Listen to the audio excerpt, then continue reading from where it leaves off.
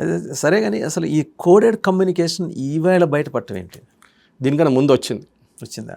2022లో ఈ no confidence motion వాళ్ళ పార్లమెంట్లో పెట్టే ముందు ఇమ్రాన్ ఖాన్ థ్రెటన్ చేశారు, నా దగ్గర ఈ సైఫర్ మెసేజ్ ఉంది, నేను రిలీజ్ చేయబోతున్నానని.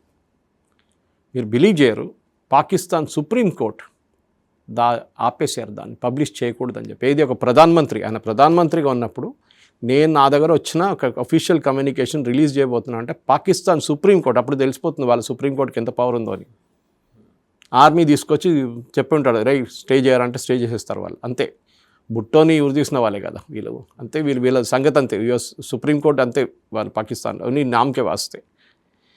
తో 2021లో మనకు అందరూ తెలుసు, ఈ పాకిస్తాన్ ఆర్మీ, మీరు ఎప్పుడు వినలేదు ఇట్లాంటి స్టోరీ ఒకటి. పాకిస్తాన్ ఆర్మీ ఒక ఫార్మర్ సిఐఏ ఆఫీసర్ ఉన్నారు వాషింగ్టన్లో, ఆయన్ని లాబింగ్ కోసం వాడుకున్నారు. దేశం ఎప్పుడు లాబీస్ని తీసుకుంటారు, పాకిస్తాన్ కానీ ఇండియా కానీ బ్రిటన్ కానీ లాబీస్ని పెట్టుకుంటారు యూఎస్లో వాళ్ళ పని చేయించుకోవడానికి. ఈ లాబీ అనే వర్డ్ కూడా లాబీయింగ్లో ఎట్లా వచ్చిందంటే, హోటల్లో ఈ లాబీలో వెయిట్ చేస్తారు వీళ్ళు, పెద్ద పెద్ద పొలిటీషియన్స్ దిగి వస్తున్నప్పుడు వాళ్ళని కలవడానికి లాబీలో వెయిట్ చేస్తారు. వాళ్ళు లిఫ్ట్ నుంచి రాగానే వాళ్ళు వెళ్ళి కలిసి చిన్న చిన్న మాట్లాడి ఏదో చేసి సెటిల్మెంట్ చేసేస్తారు అక్కడ. So that is all the word lobbying came about అనమాట. సో వాషింగ్టన్లో ఒక సిఐఏ ఏజెంట్ని యూస్ చేసి పాకిస్తాన్ ఆర్మీ లాబింగ్ మొదలుపెట్టారు 2021లో. అండ్ 2022లో this fellow was removed from power. So Pakistan government ఇప్పుడు మేము చూస్తాం చాలా క్లోజ్ అయిపోయారు యూఎస్తో. వీళ్ళు ఏం చేశారంటే, యూక్రెయిన్కి ఆయుధాలు అమ్మడానికి, పాకిస్తాన్ దగ్గర ఆయుధాలు ఉండే, అది అమ్మడానికి వాళ్ళ దగ్గర యుద్ధం లేడు అప్పుడు, అది కూడా ఎక్స్పైరీ డేట్ దగ్గర వచ్చేసింది. వీళ్ళేం చేశారు, యూఎస్ గవర్నమెంట్ చెప్పారంటే మీరు పని చేయండి, ఏం చేయకండి, because Pakistan directly cannot sell arms to Ukraine, Russia కోపడతారు. వీళ్ళేం చేస్తారు, యూఎస్ కాంట్రాక్టర్స్తో రూట్ చేసి మేడ్ ఇన్ యూఎస్ఏ అని స్టాంప్ కొట్టి యుక్రెయిన్ సప్లై చేశారు. అది పాకిస్తాన్ ఆయుధాలు. It's all on record, nothing hearsay కాదు ఇదంతా. దాని తర్వాత మనకు తెలిసిందే, పాకిస్తాన్ మొత్తం దివాలా అయిపోయారు, డబ్బులు లేదు పాకిస్తాన్ దగ్గర.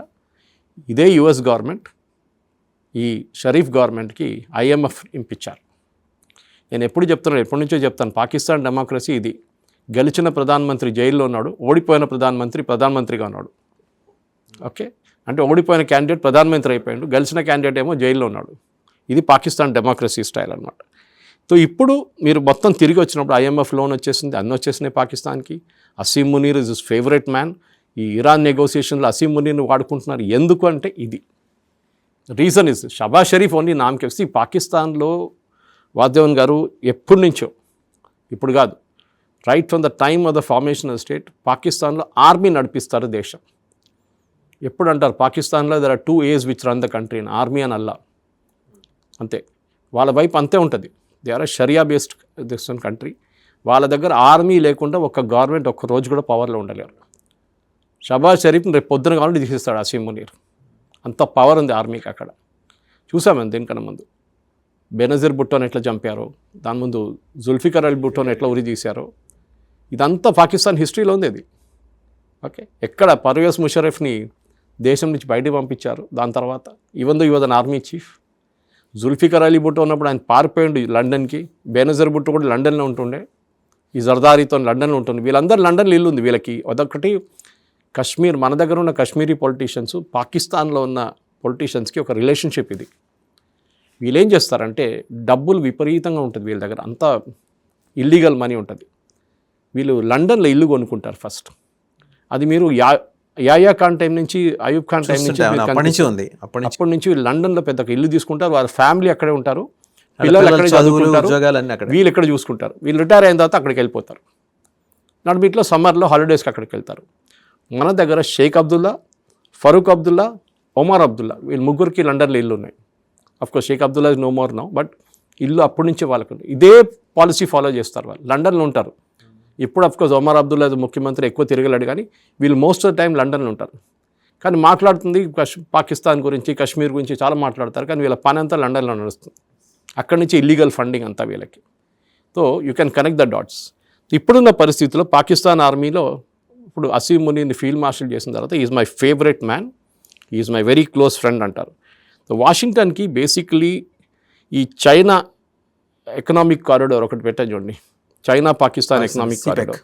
అది చాలా మటుకు వాషింగ్టన్కి అంటే యుఎస్ గవర్నమెంట్కి అది చాలా దాని మీద పెద్ద నిఘా ఉంది. వీళ్ళు ఎట్లా నడిపిస్తారు చూద్దామని చెప్పేసి. సో అది కాకుండా రేర్ ఎర్త్స్ అండ్ మినరల్స్ మనకు తెలిసిందే. ఒకసారి డబ్బా కూడా తీసుకెళ్ళి చూపించాడు అసీముని, చూడండి మా దగ్గర ఇన్ని రేర్ ఎర్త్స్ ఉన్నాయి, మొత్తం మీరు తీసుకోండి, ఓకే మాకు కొంచెం రాయల్టీ ఇవ్వండి అంతే. దాని బదులు you have to give me support to counter India. F-16కి immediately Trump maintenance contract sign చేసుకున్నాడు అప్గ్రేడ్ చేయడానికి. అప్పుడు దాకా అప్గ్రేడ్ చేయలేదు, 15 సంవత్సరాలు వీళ్ళ F-16 ముట్టలేదు యుఎస్. ఎందుకంటే బైడెన్ టైంలో కూడా చాలా మటుకు వీళ్ళకి ఫార్వర్డ్ ఎయిర్ ఫీల్డ్ వేయలేదు తాలిబాన్ వైపు అని చెప్పేసి వీళ్ళకి అసలు డిస్కంటిన్యూ చేసేస్తారు మొత్తం. ఇప్పుడు కూడా కాదు, ఈవెన్ వెన్ నేటో పారిపోయినప్పుడు కూడా ఆఫ్ఘనిస్తాన్ నుంచి పాకిస్తాన్ రోల్ ఉండే దాంట్లో. పాకిస్తాన్ని తాలిబాన్తో దాడులు చేపించారు so that NATO will run away from there. వీళ్ళేమనుకున్నారు, ఆఫ్ఘనిస్తాన్ మేము కంట్రోల్ చేసుకుంటాం, మాది పాకిస్తాన్ పెద్ద పాకిస్తాన్ అయిపోతుంది అనుకున్నారు. వాళ్ళకి ఇంకో గేమ్ ఉండే వాళ్ళ దగ్గర, ఇండిపెండెంట్గా ఉంటాం మేము. వాళ్ళు ఇండిపెండెంట్ కాదు, వాళ్ళు ఇప్పుడు మనతో టైప్ చేసుకున్నారు. అది పాకిస్తాన్ కొనుక్కో. నిన్న కూడా బాంబింగ్ జరిగింది, వీళ్ళిద్దరు కొట్టుకుంటున్నారు. వీళ్ళు అక్కడికి యుద్ధం జరిగితే ఇక్కడ ఇంకో యుద్ధం. అది వాడి ఇంకో గేమ్ ఉండే వాళ్ళ దగ్గర, ఇండిపెండెంట్గా ఉంటాం మేము అంతే.